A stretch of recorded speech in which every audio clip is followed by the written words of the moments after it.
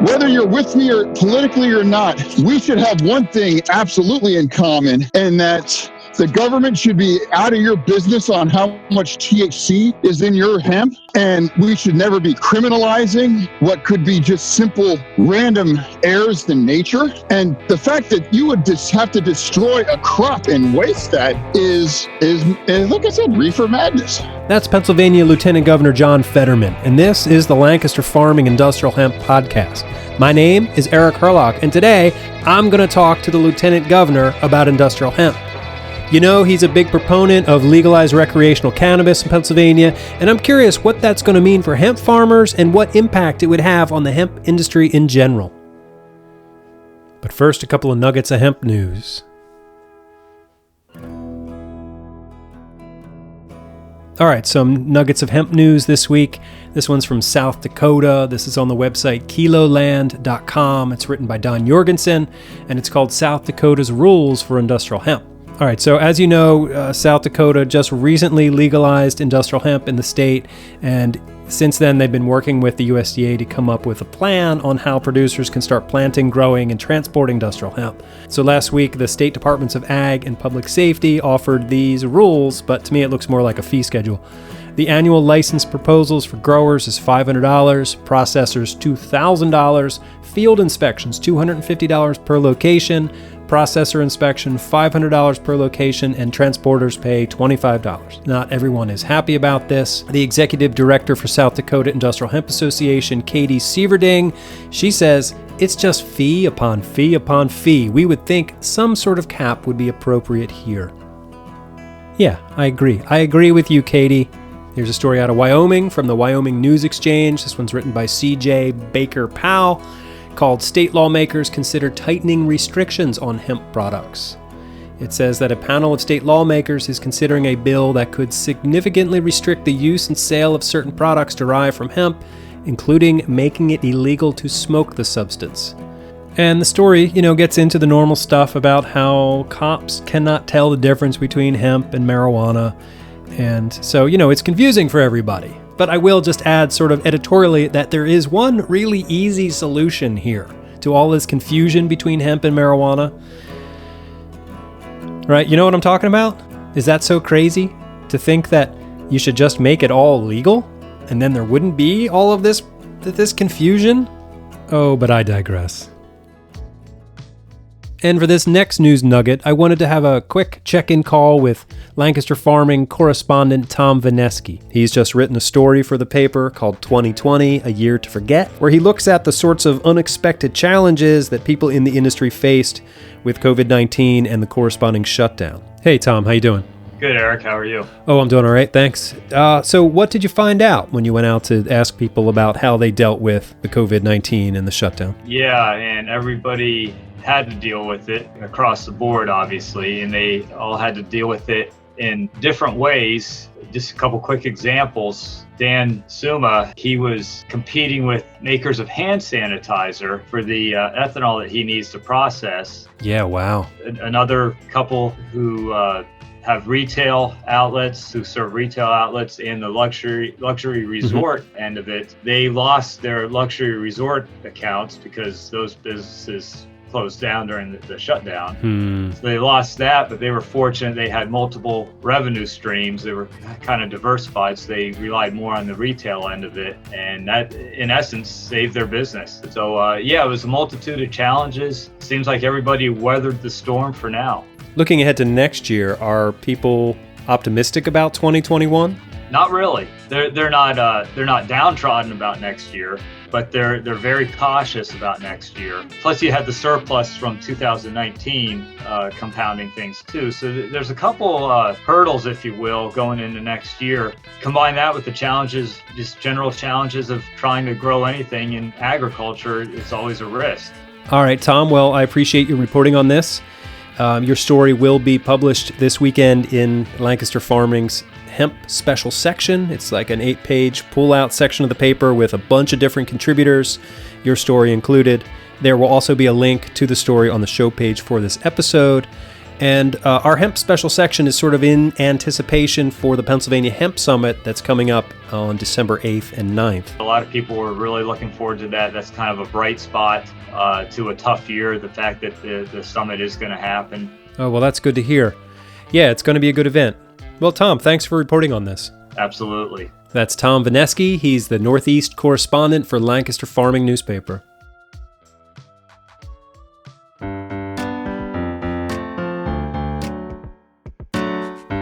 All right, so just one more thing before we get into my interview with Lieutenant Governor John Fetterman. I know I just told you a little bit about the Pennsylvania Hemp Summit, but I want to tell you a little bit more, specifically about a panel discussion that I'll be moderating on Tuesday, December 8th. It's called Hemp from Seed to Sale, and I will be joined by Chet Lapp, Steve Groff, and Peter Hughes, all of whom have been on this podcast before. And I will like to point out that Steve Groff is Lancaster County cover crop Steve Groff, not to be confused with anybody else. So as hemp growers, you need to be able to connect with processors, comply with the testing standards, maybe find consulting services to meet your objectives, move product, minimize losses, all that stuff.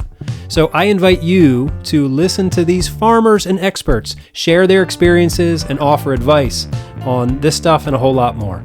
So I look forward to seeing you at the Pennsylvania Hemp Summit. You can learn more at pahempsummit.com.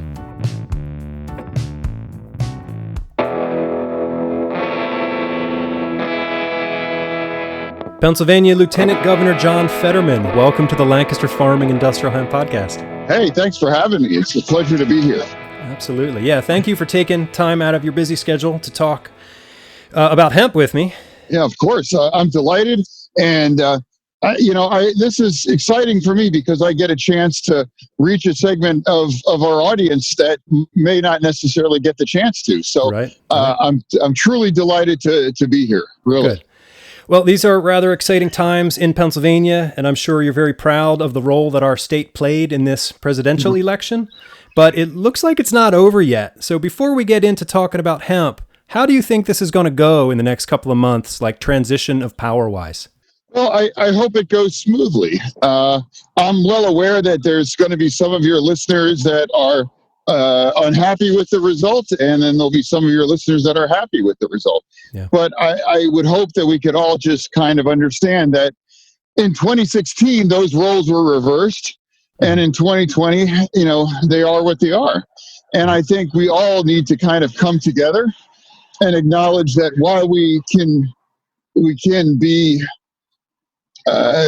disagreeable, but on some issues, we very much are Americans, and we have this crisis of the coronavirus that we have to address, and we all need to come together and acknowledge that this election was conducted under the utmost transparency, and these results were the same system that delivered the president's victory in 2016. Right. So you can't pick and choose which result that you like and don't like in terms of how valid it is. Right.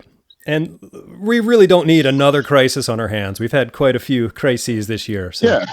Yeah. I'd much rather talk about other things, because while it's fine to agree to disagree on certain things, there was zero evidence of anything other than democracy at work in this last election. So. Right.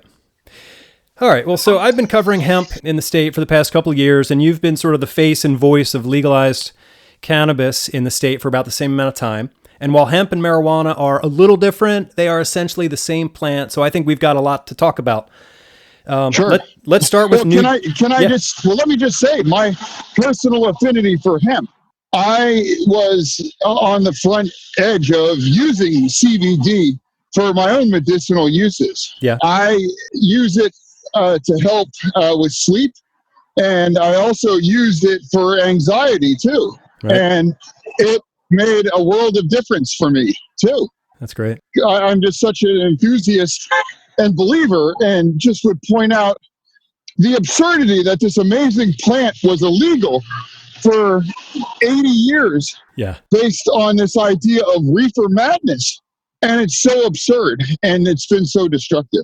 Right. Well, it looks like we're on the edge of some cannabis reform. Let's start with New Jersey. So now that New Jersey has legalized adult use recreational cannabis, what sort of pressure does that put on Pennsylvania? Well, I mean, let's be honest here. 40% of our state's population is going to be essentially a drive to the grocery store away from as much legal weed as they want. And I think your listeners could grow better stuff than New Jersey's or New York. You know, it's just a matter of time before New York goes too. Yep. And this is my message to those that maybe might be in a different political party than me. But I just can't emphasize this fact enough that marijuana, cannabis, weed, whatever you want to call it, is truly bipartisan. And if you haven't been keeping up on the latest news, South Dakota voted to legalize it. Yep. So did Arizona. So did Montana. Mississippi just voted for medical marijuana. Right. So this idea that it's a Democrat or whatever, it's like, no, it's a bipartisan issue, and it's for our farmers. That's one of the reasons why I champion it the way I do. Right. And it's for our veterans, too. That's why I champion it so much. Good. All right. So I know there's sort of opposition in our Republican-controlled legislature to act on cannabis reform. Do you think this reluctance is based simply on party politics, or are they presenting a well-reasoned, evidence-based argument? Just politics, and I don't understand it. Yeah. You know, this is Lancaster. I think Speaker Cutler's a good dude, you know, but I don't know for the life of me would understand why he wouldn't want to bring Pennsylvania to the forefront of this amazing plant and this amazing opportunity for Pennsylvania's farmers, as well as criminal justice reform and the freedom that would provide, as well as the revenue that our state needs to make investments in rural Pennsylvania too. I mean, the amount of money that we're turning down is astonishing. You're talking $5 billion over a 20-year window of free money. Wow. Yeah. So you're right. Hemp is this nonpartisan issue. It's like it's got something for everybody. Farmers, good for business, good for local economies, good for the environment. It's good for restorative justice. Do you think a legal marijuana industry would jeopardize that bipartisan nature of the hemp industry? Like, how will legal weed affect the hemp industry? I don't. I think they're going to complement each other because, as you know, hemp has a lot of other uses too. Mm-hmm. You know, and we've legalized hemp and medical marijuana. Has the world spun off its axis because of that? You know, have we been overtaken by Reefer Madness or it doesn't make any sense at all. And I've been using CBD products as long as they've been legal. Mm-hmm. And I can tell you what it's done for me. And I can say the outrage that I feel that prohibitionists had made this plant some kind of forbidden fruit or the devil's tobacco or what all this Reefer Madness nonsense. When you can actually see it, it's like, no, it actually is not only it's none of that, it's all these wonderful things. Right. It's just this sort of perfect plant, gift from God, if you will, that's been with us for hundreds of thousands of years. So, yeah pretty crazy. So, I mean, ask yourself this. How truly dangerous can a plant be if you could grow it next to your tomatoes? You know? I mean, and it's like, so, and this is my point. It's like, it's bipartisan. And I would just say to your listeners, you don't have to agree with me politically across the board, you know? Mm-hmm. What I am saying, though, is like, be open to this idea that this is a whole brand new industry. And it could be a cash crop for Pennsylvania's farmers in a way that, would only come along once every generation or two. And we why would we want to turn our backs on that? I don't understand it, truly. Right. So I talk to a lot of hemp farmers and I hear about their issues just with the hemp program, like marijuana aside. And there's still some weird stuff in there. There's that legal barrier between hemp and marijuana at 0.3% THC. And if a hemp farmer's crop goes over that threshold, even by like 0.2%, that farmer is then required to destroy the crop, which of course is very costly for the farmer. Insane. He most likely spent thousands of dollars on the seed. Yeah. And so if a farmer outrageous. It is outrageous. Let me just unequivocally condemn that. It's outrageous, and it's all reefer madness. Like, oh my God, it's got, too much THC or whatever. Like, outrageous. Right. And that's my point. And if you look at where all of this originates from and where it comes from and what's left, it's just reefer madness. That's it. It's just reefer madness. Just propaganda. Yep. And so if a farmer gets 3 of these violations, they then face criminal charges. So farmers are being criminalized for being farmers because the plant itself produces THC naturally. And it's like often in response to environmental conditions like drought, things that the farmer has no control over. And then that THC can even be remediated in processing. So it seems like it's out of whack, out of balance to criminalize farmers for this. Yeah. Reefer madness. Yep. So how do we get to THC irrelevancy at the farm level? By acknowledging what this really is that it's a plant. It's a plant. And, the government doesn't have any business micromanaging that at that level. And this idea that you can, make your own wine or brew your own beer, why do we, can you imagine criminalizing a farmer because a plant, develops a little bit higher levels of a drug that has no known overdose deaths? None.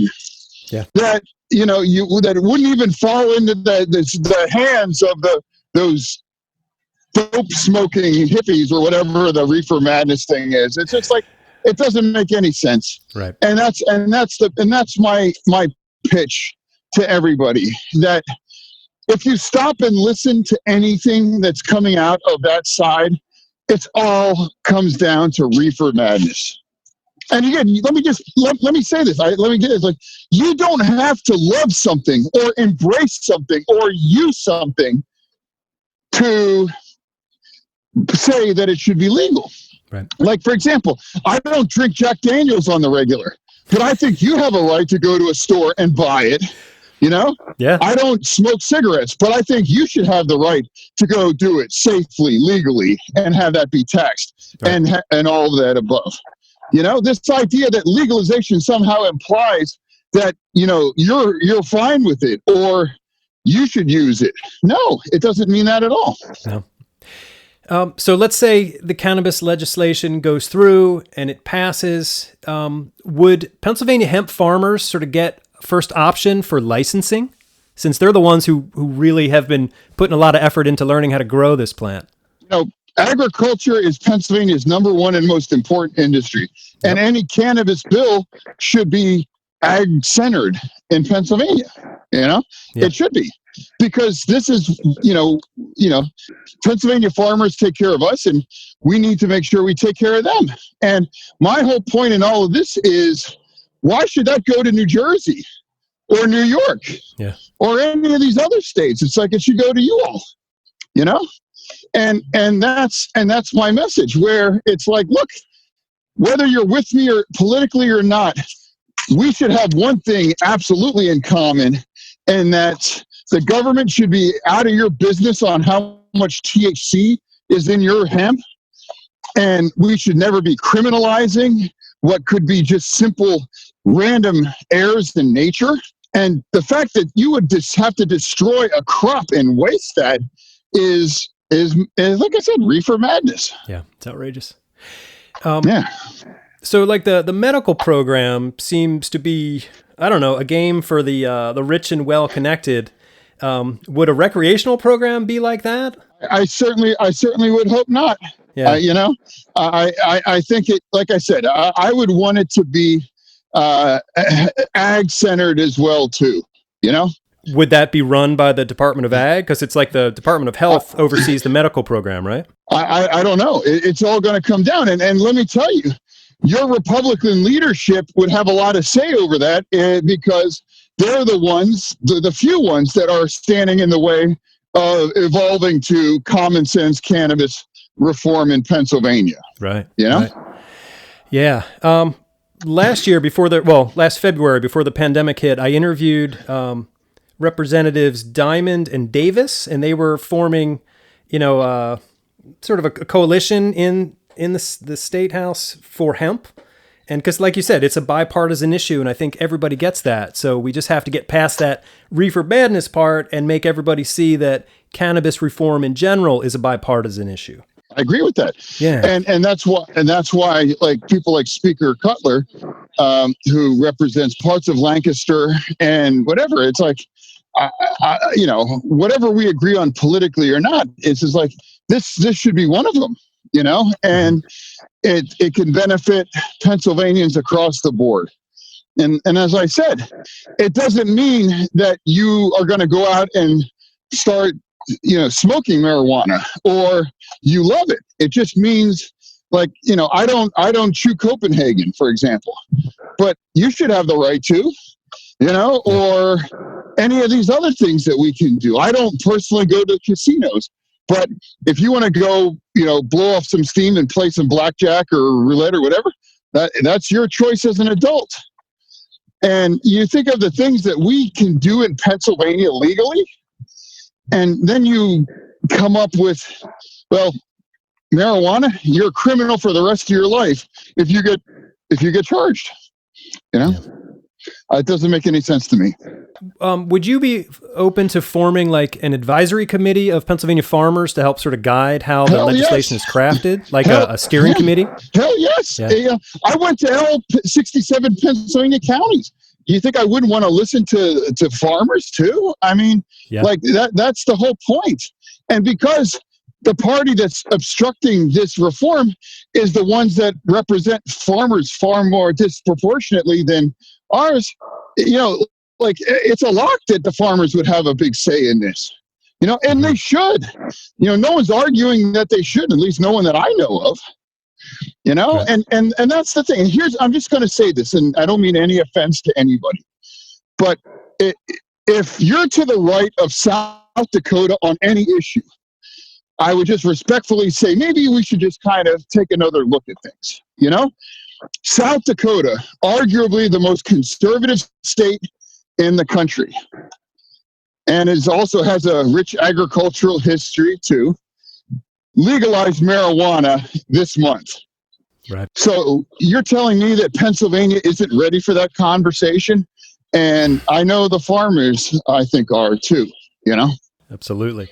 Yeah. So a lot of the buzz around hemp revolves around CBD and cannabinoid production. But in my opinion, the great promise of the cannabis plant comes from fiber and grain production. I agree. But we're lacking that infrastructure in the state and the country to make large scale fiber production economically viable. And there's still some limitations on the usage of hemp grain as a livestock feed. What can you do in your capacity as Lieutenant Governor to help develop the infrastructure and to get more Pennsylvania farmers growing hemp? Let me just tell you this. Everything, the heavens open up when a Republican and a Democrat can agree on a common set of facts. And that's what it's going to take. I'm not going to lie to you and say something this or that.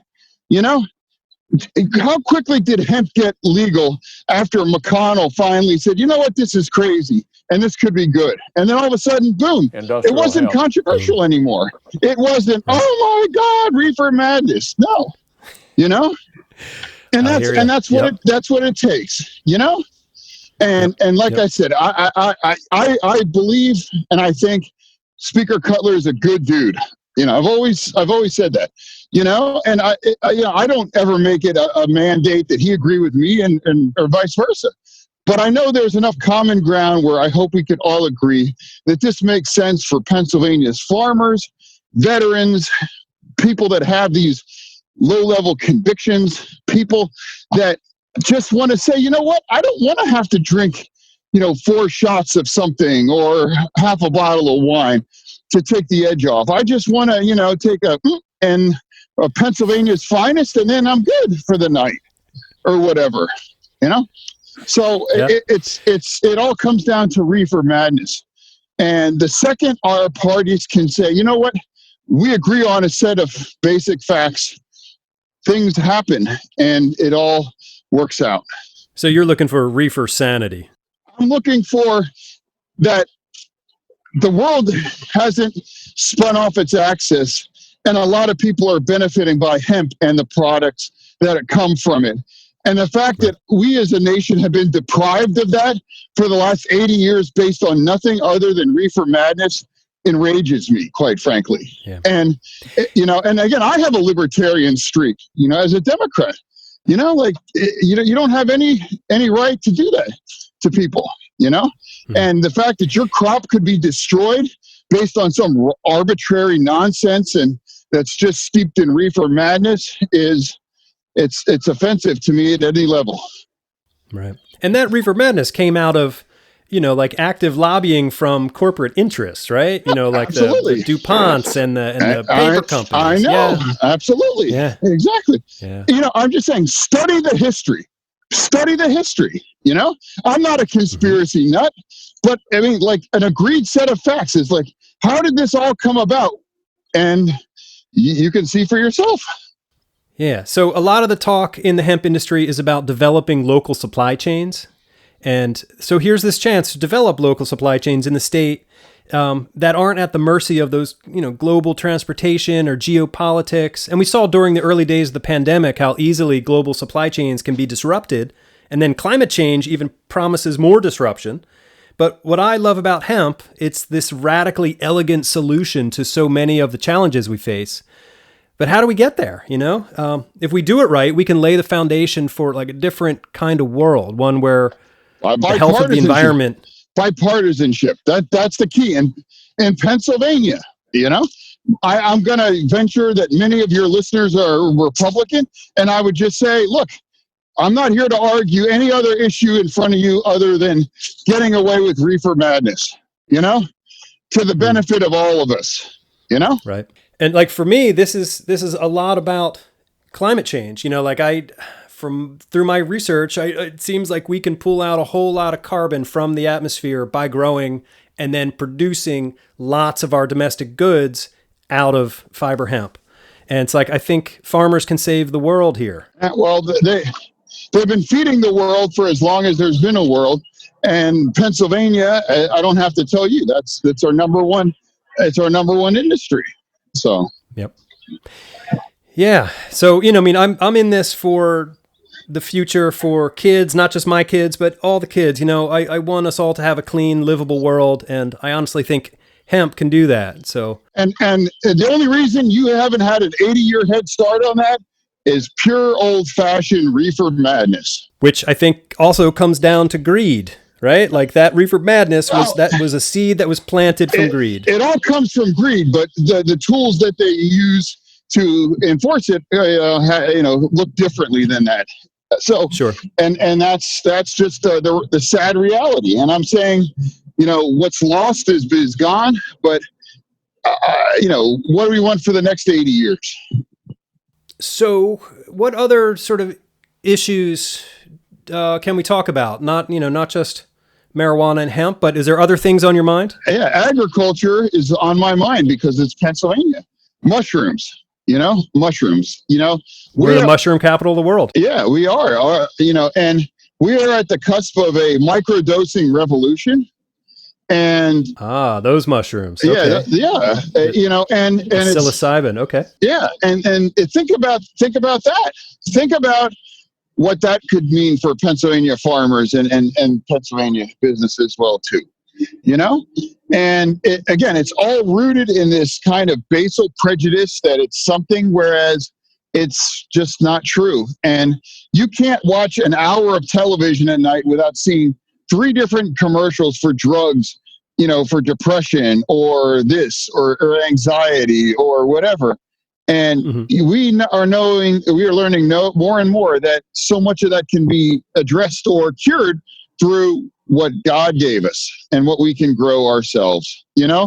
And let's back up a little bit because I wonder if some people aren't sure what we're talking about. But you're talking about magic mushrooms, psilocybin, and there's been a lot of research lately. I know Michael Pollan, the journalist who wrote a book called How to Change Your Mind, all about how hallucinogenics are helping people with depression, with sort of end of life issue, like all kinds of different things that, yeah, like you said, pharmaceuticals are just making tons of money off of, and we could shift that money to farmers growing mushrooms. You got it.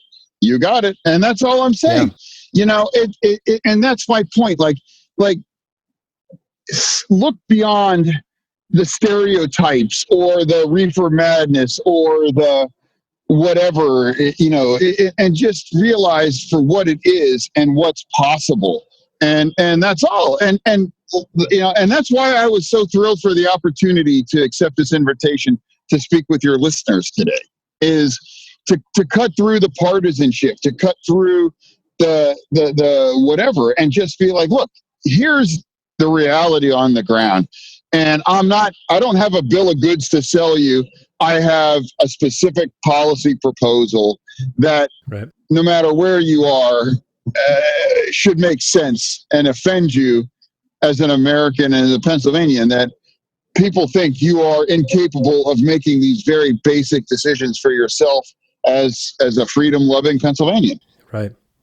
Yeah, through my work here with this podcast and getting to know the various farming communities that are involved in hemp, it's like cannabis loves community. Like I've seen people from all different walks of life just come together and have these just amazing experiences through, you know, education and, you know, field days and all kinds of stuff. And yeah, I think you're onto something here about the bipartisan nature of cannabis. It is. And that's the point. Like, and you know who like the most important man in cannabis is right now in Pennsylvania?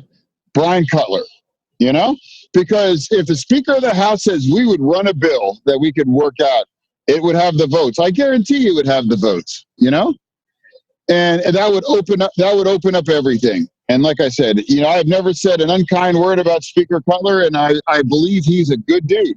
You know, I know he is. And I'm just saying that this isn't about politics. This is what's best for Pennsylvania. And that's my message. And it's always going to be my message, you know? Lieutenant Governor John Fetterman, thank you so much for your time today. It's great to talk to you. No, I want to thank you for the invitation to join you and to speak without a filter directly to your listeners.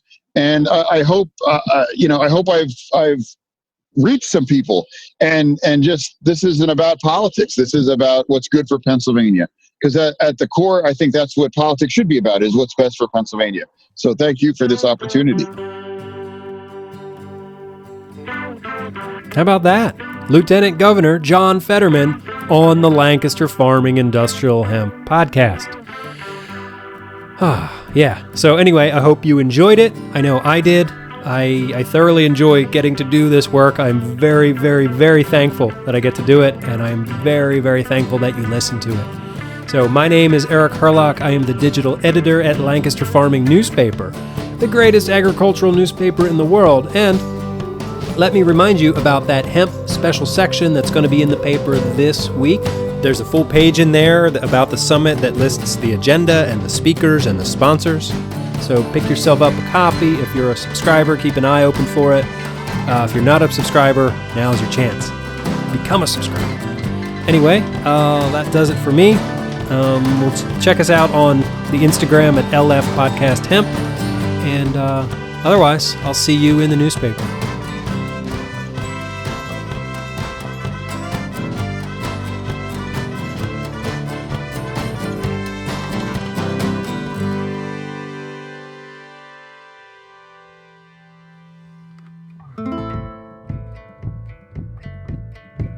Episode 109 of the Lancaster Farming Industrial Hemp Podcast is copyright 2020 by Lancaster Farming Newspaper, which is part of the Steinman Communications family. Today's show is written, recorded, edited, and produced by Eric Herlock.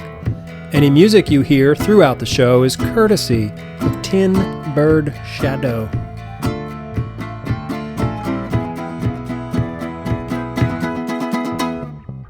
Then I'm good for the night or whatever.